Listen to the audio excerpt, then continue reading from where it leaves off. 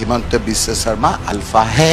অসমৰ মুখ্যমন্ত্ৰী হিমন্ত বিশ্ব শৰ্মা ডাঙৰীয়া আলফাৰ লগত জড়িত আছে বুলি মন্তব্য কৰে পাৰ্লিয়ামেণ্টৰ মেম্বাৰ ৰকিবুল হুছেইন ডাঙৰীয়া। কিন্তু আমাৰ প্ৰশ্ন হ'ল, এজন আলফাৰ লগত লিংক থকা ব্যক্তি অসমৰ মুখ্যমন্ত্ৰী কেনেকৈ হ'ব পাৰে? যদি হৈছে তেন্তে আমাৰ প্ৰশ্ন হয়, আমাৰ ভাৰতবৰ্ষৰ সংবিধানে অধিকাৰ দিয়ে নেকি, পাৰ্মিশ্যন দিয়ে নেকি এজন আলফা নাইবা সন্ত্ৰাসবাদীক চৰকাৰ গঠন কৰিবলৈ?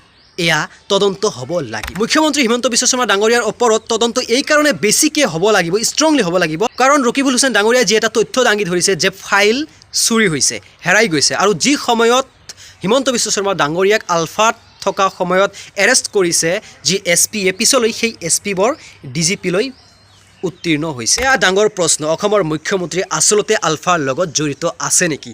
যদি আছে তেন্তে সংবিধানে অধিকাৰ দিছে নেকি? আৰু যদি অধিকাৰ দিয়া নাই তেন্তে এতিয়াও এজন আলফা অসমৰ মুখ্যমন্ত্ৰী হৈ কেনেকৈ আছে? ৰকিবুল হুছেইন ডাঙৰীয়াৰ তথ্যৰ ভিত্তিত এটা প্ৰশ্ন হয় আমাৰ মনত যে আচলতে আলফা কোনে পুহি আছে, আলফা কোনে ফাইনেন্স কৰি আছে? মানে আলফা যে জীয়াই আছে, আলফা যে বন্দুক কিনি আছে, আলফা যে খাই আছে, সেইবোৰৰ পইচা ক'ৰ পৰা আহে? আমাৰ অসমৰ মুখ্যমন্ত্ৰী হিমন্ত বিশ্ব শৰ্মা ডাঙৰীয়া যদি লিংক আছে আলফাৰ লগত, তেনেহ'লে নিশ্চয় মুখ্যমন্ত্ৰীয়ে প্ৰভাইড কৰে এইডছ। এয়া ডাঙৰ প্ৰশ্ন, আৰু এয়া মাথো ৰকিবুল হুছেইন ডাঙৰীয়াৰ তথ্যৰ ভিত্তিতহে প্ৰশ্ন আমাৰ মনত আহে।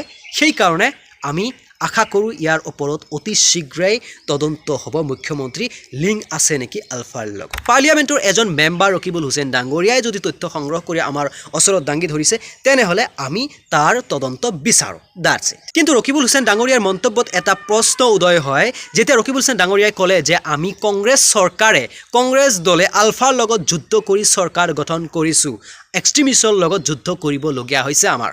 কিন্তু এতিয়া প্ৰশ্ন এটা হয় যে যেতিয়া হিমন্ত বিশ্ব শৰ্মা ডাঙৰীয়া কংগ্ৰেছত আছিল, তেতিয়া ৰকিবুল হুছেইন ডাঙৰীয়া ক'ত আছিল? ৰকিবুল হুছেইন ডাঙৰীয়াৰ এই তথ্য তেতিয়া দিয়া নাছিল কিয়?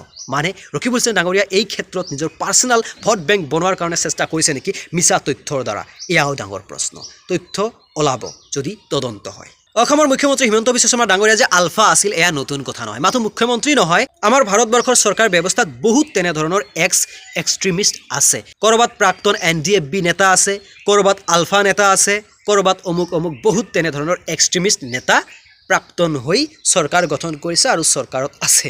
সেয়াও আমাৰ মাজত এটা প্ৰশ্ন হয়, সন্ত্ৰাসবাদীবোৰেই আমাৰ চৰকাৰ দখল কৰিছে নেকি? বুজিছোঁ তেওঁলোক ছাৰেণ্ডাৰ কৰিছে, কিন্তু ছাৰেণ্ডাৰ কৰাৰ পিছত তেওঁলোক কি একদম ধোৱা তুলসীৰ পাত হৈ যায় নেকি? নে তেওঁলোকৰ যিটো উদ্দেশ্য আছিল সেয়াই আমাৰ ৰাইজে পূৰণ কৰে, আমাৰ ৰাইজে পাহৰি যায় নেকি? নে যিবোৰ ৰাইজে সেইজনকে আকৌ ইলেকশ্যন কৰি ভোট দি চৰকাৰ বনায়, তেওঁলোকেও সেই এক্সট্ৰিমিষ্টৰ লগত প্ৰথমৰ পৰা জড়িত আছিল নেকি? তেওঁলোকৰ প্ৰিপ্লেন আছিল নেকি যে এক্সট্ৰিমিষ্ট হ'ব, তাৰপিছত ছাৰেণ্ডাৰ কৰিব, আকৌ চৰকাৰত আহিব, তেওঁলোকক আকৌ কম্পনচেশ্যন দিব, ঘেণ্টা তেওঁলোক আকৌ মানুহ মাৰিব, আকৌ কম্পনচেশ্যন দিব? তেনেকুৱা হ'লে কেনেধৰণে হ'ব? সভ্য সমাজ কেনেকৈ জীয়াই থাকিব? যদি সন্ত্ৰাসবাদীক মাতি আনি, বুজিছোঁ শান্তি is very important, that's why NDFBক মূল সুঁতিলৈ ঘূৰাই আনি এটা শান্তি প্ৰতিষ্ঠা কৰিছে, গুড। কিন্তু প্ৰশ্ন হয়, এয়া প্ৰি প্লেন নেকি যে এক্সট্ৰিমিষ্ট হ'ব, বন্দুক হাতত উঠাই ল'ব, দুই এটা মানুহ মাৰিব, ধন দাবী কৰিব, তাৰপিছত চকুত আহিব, আকৌ শান্তি চুক্তি কৰিবলৈ বাধ্য কৰাব, এয়াই নেকি? আৰু আমি সেইজনকে ভোট দি চৰকাৰ বনাম নেকি? কথা এটাই, চৰকাৰ নহয়, ছিষ্টেম চেঞ্জ কৰিব লাগিব, দ্যাটছ ইট।